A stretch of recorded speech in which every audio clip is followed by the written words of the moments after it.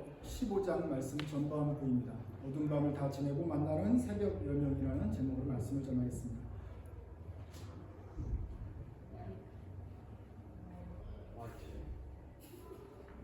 존 웨스트펄 목사님께서 이런 말씀을 하셨습니다. 부활절 때마다 오시는 성도님이 항상 이렇게 말한다고 합니다.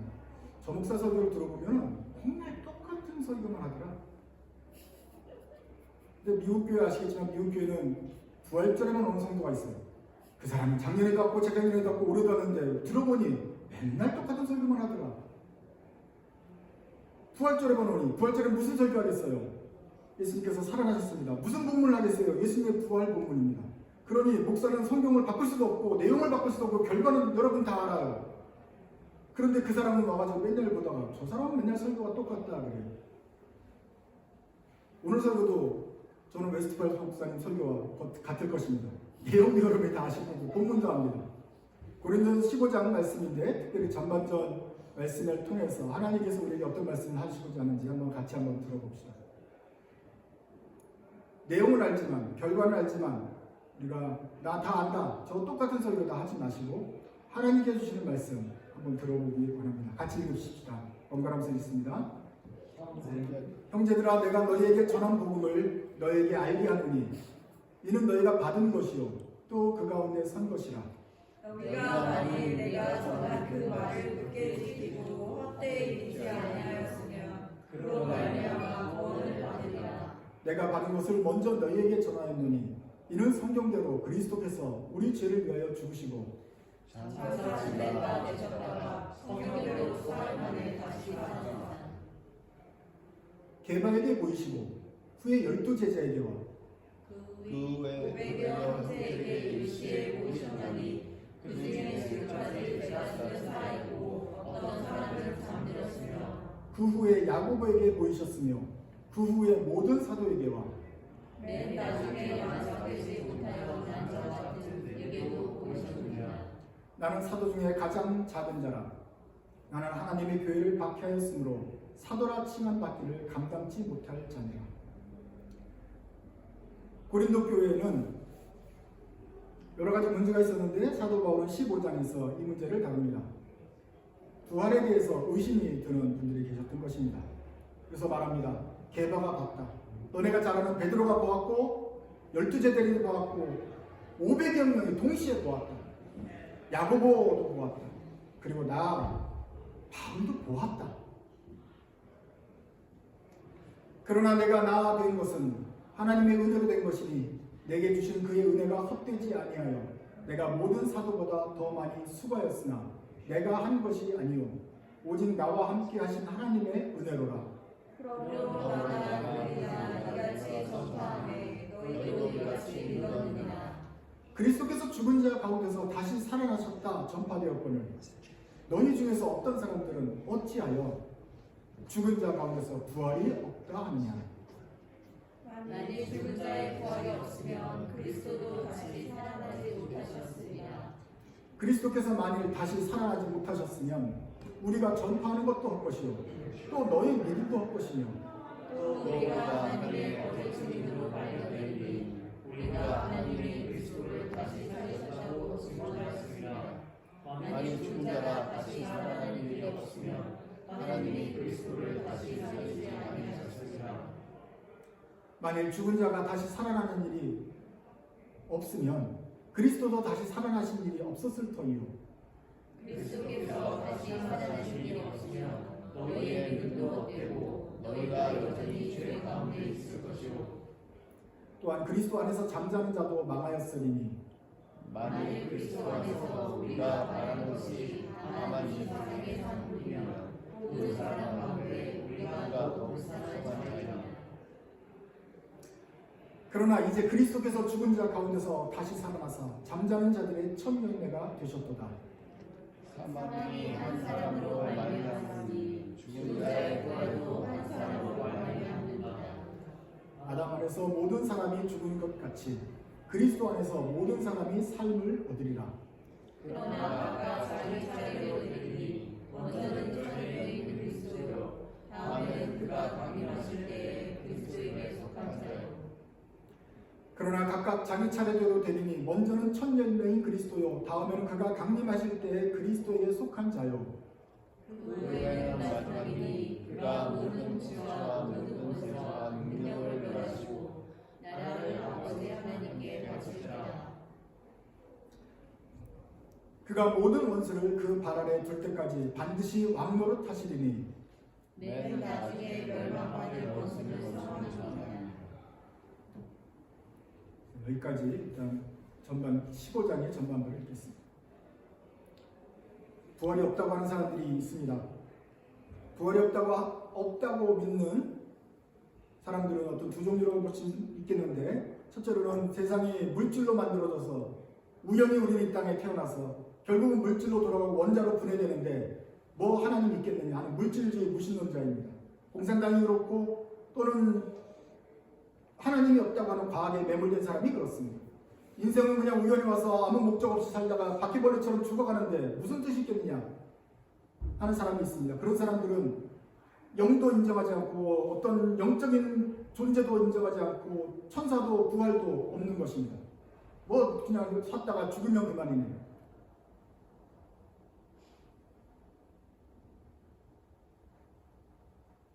그런 사람들은 참으로 인생에 소망이 없고 죽는 것밖에는 할 것이 없겠습니다. 불쌍한 사람들입니다. 그러나 우리는 그 외에 우리의 삶에 어떤 목적이 있을 거라는 짐작이 있지 않습니까?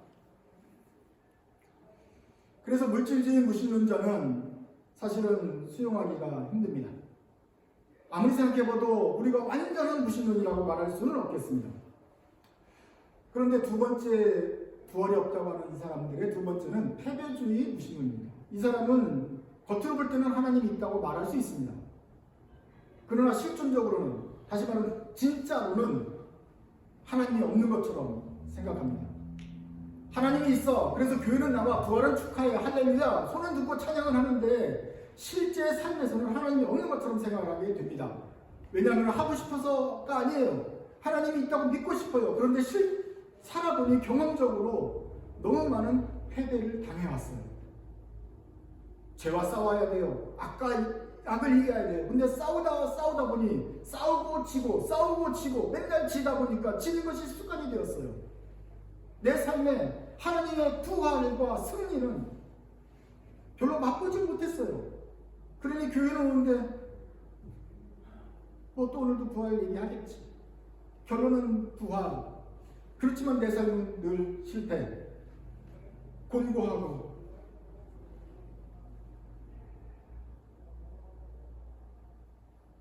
사필기정이라고 유교에서도 반드시 바른 것이 된다고 가르쳐 왔어요. 배워왔어요. 근데 살아보니 사필기정이 아니더라. 나쁜 놈이 잘 되더라. 아주 치팅한 애가 아주 교묘하게 치팅한 애는 잘 되더라. 도둑놈들이 성하더라.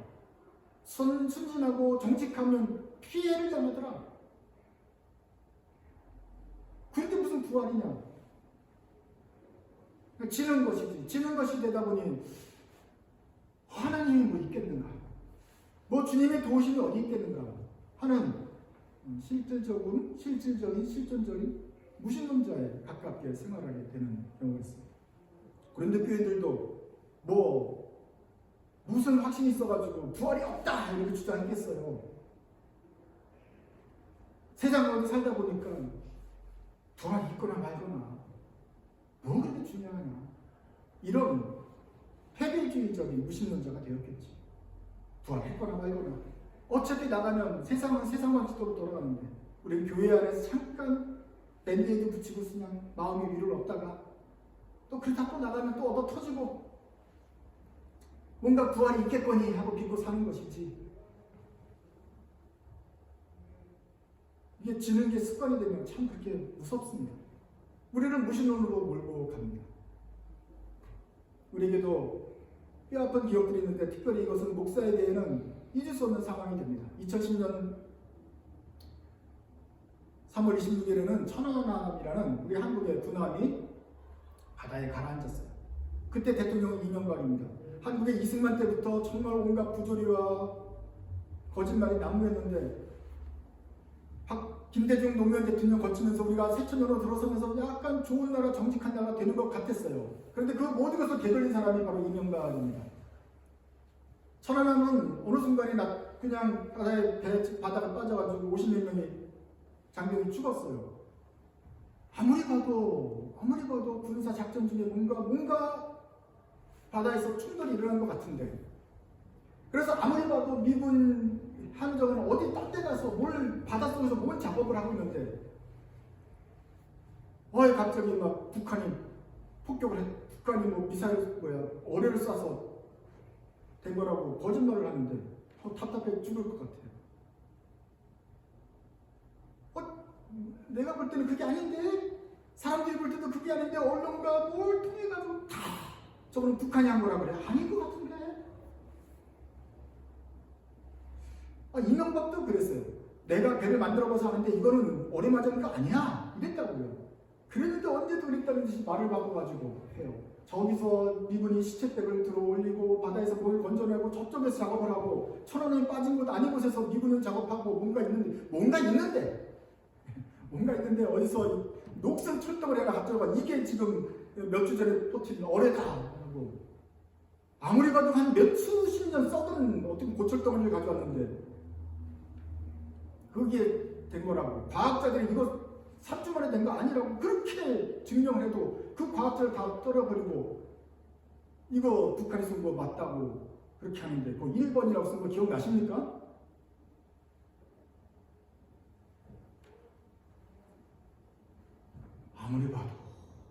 아무리 봐도 저거는 아닌데, 모든 힘과 모든 언론과 거짓말을 동원해가지고 그거 아니야 라고 말했는데, 지금도 여러분들이나 정치인들이나 묻습니다. 천안함이 북한이 한 거 맞아요?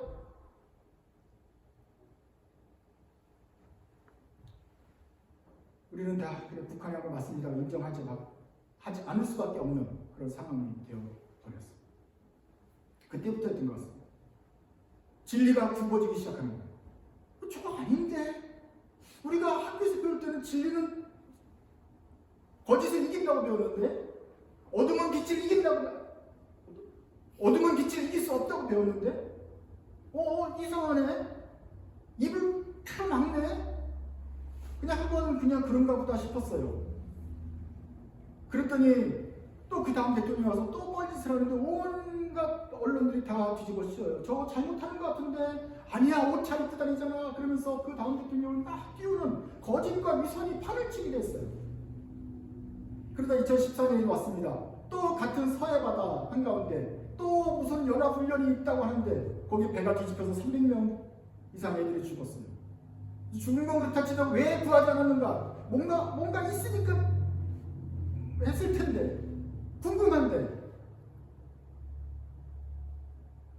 내력 속에서 뒤집어졌다느니 아니면 밖에서 충돌했다느니 여러 가지 설이 있겠지만, 야 밖에서 부딪힌 거 그런 소리는 하지도 마 이 음모론자들 하면서 또 입을 탁 닫아버려요.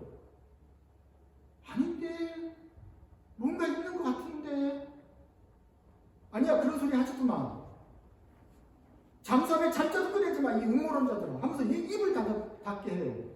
그래서 아직도 세월호는 도대체 어떻게 됐는지 잘 모르겠어요.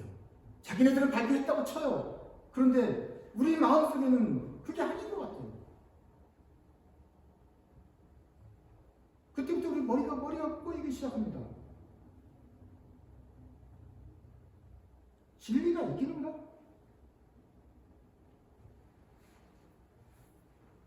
여러분들과는 좀 다른 결이 저에게는 있습니다. 그것은 2010년도에 3월 26일이 바로 26일 다음에 일요일이 고난주간입니다. 그리고 그 다음 주는 오늘 같은 부활주일이었습니다. 2014년 4월 16일 수요일은 고난주간의 한가운데고 4일 뒤에는 또 부활주일이었습니다. 그때는 2010년에도 그렇고 2014년에도 목사들은 죽을 마셨어요. 설교문 다 떠났어요. 그것은 승리의 이야기고 결론은 부활이고 여러분 힘을 냅시다 라고 외쳐야 되는 그날이에요. 저뿐만 아니라 모든 설교자들이 고민해요. 설교문 다 써놨는데 이렇게 끔찍한 비극이 일어났고 진리가 이긴다고 설교해야 될 그날에 치기가 왜곡된 것을 보면서 가슴을 쳐야 한다는 거예요. 그래서 저는 부활절이 기쁘지 않습니다. 2010년부터 모든 부활절마다 가슴이 철렁철렁합니다. 예수께서 살아나셨어요. 옛날에는 아주 순진하게 미칠 수 있었는데 패배가 거듭되고 거짓이 꼬이고 꼬이는데도 아닌데 이게 한 대 두 명 지나면 바뀌어지겠지, 탄핵을 하면 바뀌겠지 하는데 계속해서 꼬여나가는 산전이 펼쳐져요. 속상해요. 부활절의 기쁨으로 외쳤던 순간은 제가 젊은 시절에 불과한 것인가. 그런데 2025년이 왔어요. 2025년에는 4월 4일 이 윤석열 대통령 탄핵이 있었습니다. 그날도 금요일이고 부활절 두 주절이에요. 저는 현대 2000년 이후에 21세기 들어서 한국 사회의 가장 위험했던 순간이 바로 2025년 4월 3일 목요일이라고 생각합니다.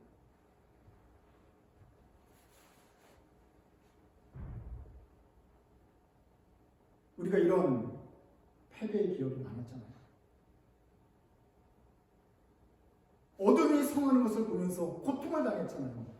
지식인이 머리가 깨지는 듯한 고문을 당하고 있잖아요. 신앙인이 양심으로 애들한테 정의가 이긴다라고 말을 해주고 싶은데, 부활한다, 결국은 승리한다라고 말하고 싶은데 우리는 계속해서 지고 있었잖아요. 근데 4월 3일 날에는 탄핵 되겠지, 다들 그렇게 말을 하면서 설마 혹시 하는 생각이 그치지 않았습니다. 워낙 그 악한 세력들이 거짓을 일삼기 때문입니다.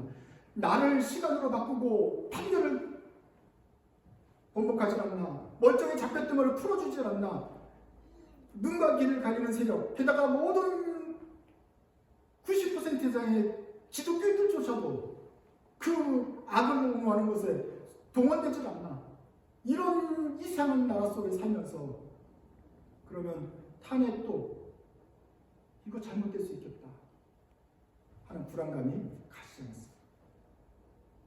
그런데 제가 만난 그 50대의 저희 또래들은 눈에서는 같은 눈빛이 이글거리고 있었어요. 우리가 지금 지고 있다, 속고 있다. 우리는 중학교 때부터 최루탄을 맞으면서 자랐고 대학교 때 암울한 시절을 보냈다. 그런데 만약에 이번 사태가 잘못 판결되면 어떻게 될 것인가? 그럼 뭐 강의도 없고 다 그냥 때려치고 나가는 거지, 그냥 이렇게 말을 합니다. 그러나 그 다음에 차마 아무도 그 다음 말을 잊지 않아요. 나가서 어떻게 하겠다는 것입니까? 나가서 어디까지 싸울 것인가 하는 것에 대해 구체적인 방법은 아무도 얘기하지 않았습니다. 그러나 눈빛은 결혼했습니다. 내 아들 딸에게만큼은 다시는 그런 나라를 물려주지 않겠다. 이번에 내가 나가서 죽더라도 승부를 내서라도 저놈의 뿌리 뽑아야지 우리 애들한테는 그런 나라를 더 이상 물려주지 않겠다 하는 눈빛이 결혼했습니다. 길 가다가 보도블록을 보면서 저걸 어디서 또 뽑아야 되나 고민한 사람도 있습니다. 머릿속에는 화염병 제조 옛날의 방식이 다시 기억이 납니다. 어떻게 조를 짜서 어떻게 할 것인가, 어떻게 목사가 저항해야 된다, 어둠을 싸우자라고 말 때 어느 정도까지 구체적으로 세야 될지 머릿속으로 정하기가 너무 힘들었습니다. 이것은 반드시 탄핵되어야 되는데, 탄핵이 이번에도 거짓이 된다면 어떠한 수단 방법을 써가지고 저 재판관들을 회유하든지 사고를 일으켜서 이 탄핵을 못하게 한다면 우리가 이 사도권까지 무너진 나라에서 어디까지 싸워야 될 것인가 하는 그 고민을 하는데, 다들 마음속은 거의 비슷한데 그 수위를 차마 입 밖에 내놓으면 우리나라는 영원히 망할 것 같은 생각이 드니 차마 말로는 꺼내지 못했던 4월 3일이었습니다. 우리 너무 많이 져왔어요.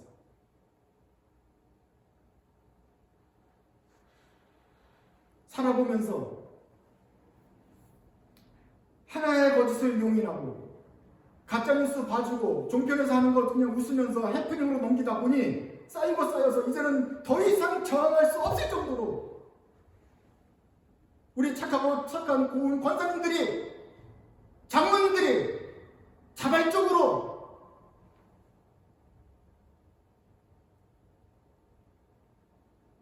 거짓의 편에 서서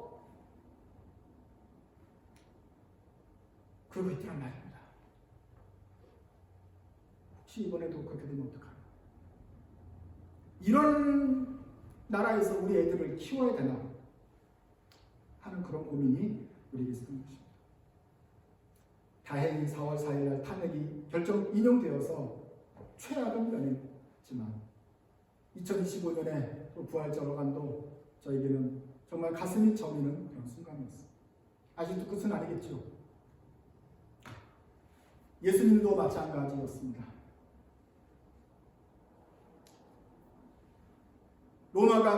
그리스가 로마가 유대를 점령했을 때 많은 사람들이 저항을 했어요. 전쟁을 벌이고 싸웠어요. 그런데 한두 번을 제외하고는 대부분 실패했습니다.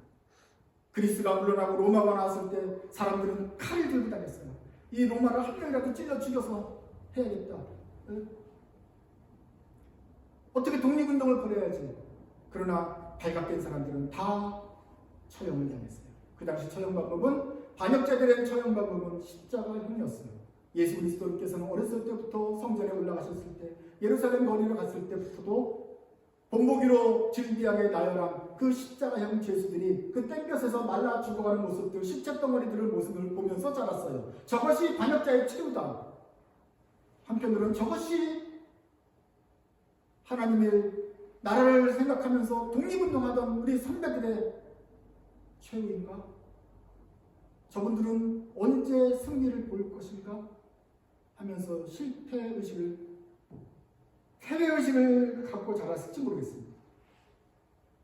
예수님의 사촌 세례 요한이 광야에서 일어나서 도덕 갱신운동을 벌였습니다. 너희들 그렇게 군인들 힘쓰지 말고, 세리들 거짓말하지 말고, 속이지 말고, 왕국도 회개하고 다 나와서 주님의 길을 예비하자, 하나님 나라의 백성들이 되자고 세례운동을 벌였을 때 온 유대 사람들이 다 모여서 세례를 받았어요. 큰 혁명이 일어났습니다. 그런데 세례 요한의 결론은 어땠습니까? 결국은 목에 베어서 죽었어요. 그 뒤에 예수님께서 비폭력, 무저항, 칼로 쓰지 마라, 칼로 망한다, 제자들에게 막 복음을 가르치면서 사람들을 고쳐주시면서 아무런 잘못한 것이 없는데도 나사렛 예수 운동은 결국 십자가에 못 박혀 죽는 것으로 끝이 납니다. 그런 엉터리 같은 판결이 어디 있으니, 엉터리 같은 덤터기가 어디 있어요. 호산나 하던 민중들이 다 예수를 십자가에 못 박아라. 아무 이유 없이 죽으셨어요. 모든 시도와 모든 운동들이 예수님 가지고 신께서 직접 내려오셨어도 결론은 십자가에 죽는 거예요. 그래서 십자가의 죽음은 기쁜 상징이 아니었어요. 초대교회 교인들에게는 이것은 패배의 기억이었습니다. 저걸 볼 때마다 우리가 얼마나 실패했는지, 얼마나 악한 악의 의인을 핍박했는지 보이는 비참한 상징이에요. 저걸 볼 때마다 가슴이 덜컥했을 것입니다. 그 시대 사람들은 패배하면서 또 부활에 대해서, 또 영원한 승리에 대해서 자신 있게 말하지 못할 수 있었어요. 예수님의 제자들도 마찬가지고 다 고기 잡으러 돌아갔습니다. 해서 뭐하나? 그런데 그들의 삶에 변화가 일어난 것은 그들이 예수를 다시 만난 것입니다. 베드로가 예수를 보았습니다. 그때부터 부활하신 예수를 보고 나서야 그의 삶이 바뀌었습니다. 제자들이 예수를 보고 다시 태어났습니다. 500의 형제가 일시 예수님을 보았습니다. 부활의 증인들이 되었습니다. 사도 바울도 예수님을 보았습니다. 그리고 그것으로 인생이 바뀌었습니다. 패배하고 절망하던 사람들이 예수님의 부활을 보니 아니다, 하나님의 승리가 있구나, 본 사람들은 바뀌었습니다. 우리는 그 사람들을 부활의 증인이라고 말합니다. 2025년이 예정과 달랐던 것은 바로 그 다음날 4월 5일 박물관에 가서 본 그 붐비는 모습이었습니다. 애들과 어린이들이 나와서 박물관을 보는데 마치 일상이 회복된 것처럼 박물관을 견학을 하는데 그걸 보면서 투정이 났지만 일상이 회복되었구나. 예전과는 다르구나. 4월 6일날 주일 예배 때는 여러분도 그러셨겠지만 모든 사람들의 얼굴에서 근심 걱정이 녹였지. 최악의 날이구나. 우리에게 희미하지만 새벽빛처럼 뭔가 희망이 보이는구나. 우리나라가 아직 희망이 있구나. 우리 애들한테 손으로 악을 이겨라 이렇게 말해줄 기회가 남아있구나. 오랜만에 맛보는 해방감이었어요. 어깨로부터 짐이 놓여진 그런 기쁨이었습니다.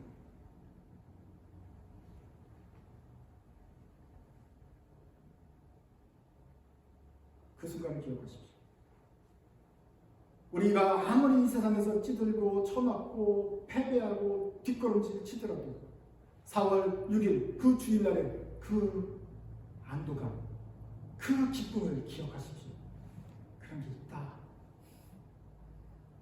100번을 넘어져도 한 번 그때 그 기억을 기억하십시오. 나도 예수님의 부활 같은 거, 내 인생에 그런 역정을 본 적이 있다. 하나님 선이 이긴다는 걸 내가 보았지 않습니까?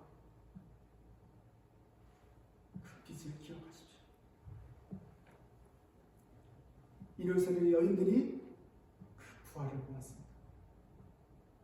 베드로도 보았고 제자들과 형제들과 바울이 그 부활을 보고 나서는 그 한 번 본 그날 아침 예수님의 모습을 보면서 평생을 어둠과 싸우면서 지면서 맞으면서도 풍랑 가운데서도 핍박 당하면서도 십자가에 거꾸로 못 박혀 죽으면서도 예수를 부인하지 않고 그 빛을 향하여 갔던 것입니다. 예수님과 맨날 본 것이 아니에요. 한 번 본 그날 아침에 새벽에 그 장면 가지고 목숨을 걸었습니다. 나는 봤다. 나도 봤다. 나도 그 예수를 보았다. 부활하신 예수님을 내가 보았다라는 그 사실이 그 평생에 가지고 갈 만한 그들의 약속과 확신이 되었던 것입니다. 그래서 그들은 증인이라고 말합니다. 여러분들은 부활의 증인입니까?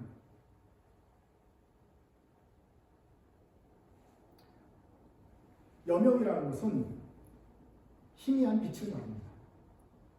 일출을 본 사람은 알겠지만 깜깜한 것 같아서 얘가 지금 뭐하고 있나 하는데 깜깜한 동쪽에 뭔가 밝은 빛이 쫙 하고 내려지는 것이 여명이 아니에요. 그냥 뭐하고 있나 하고 몸은 추워 죽겠는데 가장 어두울 때 근데 저쪽에서 뭔가 희미하게 나타나서 저게 그 말하던 여명의 동트는 건가? 확신할 수 없어요. 뭔가 희미해가지고 저게 되는 건지 안 되는 건지 몰라요. 그런데 한참 또 있다 보면 마치 짧은 시간이지만 나같이 영원처럼 느껴지는 그 순간 속에서 그 빛이 뭔가 흰 그물에하고 조금씩 밝아지면서 그건가 싶은데 어느 순간 빨간 게 보입니다. 저게 빛인지 별인지 모르겠는데 확신할 수 없는데 그게 점점 커지는 걸 보니 태양이에요. 지금 내가 동쪽을 보고 있구나. 그 태양은 어느 순간 둥글게 떠올라가지고 하늘을 환하게 비추고 저쪽이 어느새 밝아져 버렸어요. 근데 그 여명의 첫 시작은 서방이 비치는 것처럼 서칠라이트 비치는 것처럼 비치지 않고 그늘에 저게 지금 되는 건가 하는 거예요. 바울이 말합니다. 예수 그리스도께서는 부활의 첫 열매가 되셨다. 첫 열매가 됐다는 뜻은 추수 때의 첫 열매라는 것이에요. 첫 열매가 있으면 두 번째 열매, 세 번째 열매, 만배 열매, 10만 배 열매들이 따라 나오게 되어 있습니다. 뭐 추수를 안 해봤으면 여러분 상상이 안 되지만 꽃을 보면 기억이 날 거예요. 어느 마을에 벚꽃이 폈습니다. 그 마을에 그 해에 벚꽃이 첫 한 송이가 폈다고 칩시다. 여러분은 그 첫 번째 핀 꽃송이를 보았습니까? 어느 산골에서 어느 나뭇가지에 첫 번째 꽃이 피는지 뭐 신문에 납니까? 아무도 몰라요. 아는 사람 하나 둘이 보았겠지요. 근데 그 꽃이 폈다고 칩시다. 그러면 무엇을 의미합니까? 벚꽃 한 송이가 폈으면 두 송이가 필 것이고 다른 나무도 필 것이고 저 산에도 필 것이고 이제 한 주 두 주 지나잖아. 온 산이 하얗게 물들 것이다. 유럽에 그냥 온 세상에 벚꽃이 내려서 붉은 카펫이 될 정도로 그렇게 만들 것이다. 분명하지 않습니까? 그러나 첫 시작은 꽃 한 송이가 피는 거예요. 믿음 있는 사람은 그 한 송이를 보고서 이제 곧 온 산을 물들일 그 꽃의 향연을 기다릴 수 있는 것입니다. 그러나 이제 그리스도께서 죽은 자 가운데서 다시 살아나사 잠자는 자들의 첫 열매가 되셨도다. 첫 번째 꽃 한 송이가 되셨도다.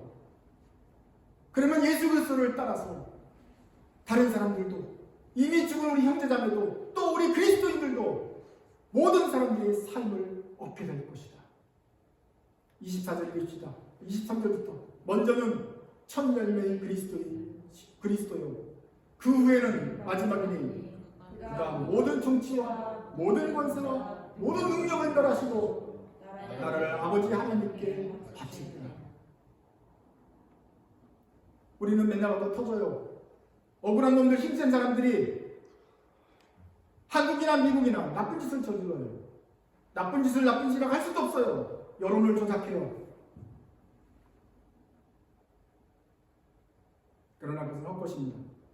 예수 그리스도께서 첫 번째 꽃으로 부활하신 예수님께서 모든 통치를 멸하실 것입니다. 모든 권세자들의 거짓을 꺾으실 것입니다. 어떠한 힘 있는 능력도 모든 능력을 주님의 발 앞에 굴복시키실 것입니다. 그리고 그 아버지께 영원한 나라, 영원히 영광스러운 나라를 하나님 아버지께 바치실 것입니다. 그리고 맨 마지막에는 우리의 원수 사망까지 멸하실 것입니다. 초대교회 증인들이 신앙 고백할 때 이렇게 고백했습니다. 같이 한번 읽으십시다. 시작. Christ has died. Christ is risen. Christ will come again. 예수께서 죽으셨다 하는 것은 예수님의 십자가의 죽으심을 함께 고백했다는 것은 우리도 다 같이 어두움을 겪고 있다는 고백이었습니다. 그러나 그럼에도 불구하고 주님께서 다시 부활하셨다고 고백했습니다. 이것은 아직 오지 않은 그 첫 번째 한 꽃 한 송이 여명이 동트고 있음을 우리는 믿는다고 고백하는 것입니다. 그리고 장차 그리스도께서 다시 오실 때 우리에게 영원한 승리가 안겨질 것이다. 온 산이 꽃동산으로 물들듯이 봄이 마침내 오듯이 하늘에 큰 영원한 태양이 떠올라서 온 세상을 환하게 비추듯이 반드시 그 빛은 승리할 것이다 하는 믿음의 고백인 것입니다. 이 고백은 어둠부터 시작합니다. 주님께서 억울하게 죽으셨다. 주님께서 억울하게 맞으셨다. 찢기셨다. 그럼에도 불구하고 주님은 다시 살아나셨다. 나는 그것을 보았다. 그리고 앞으로 올 것을 확신한다. 이것이 우리 그리스도인의 고백입니다.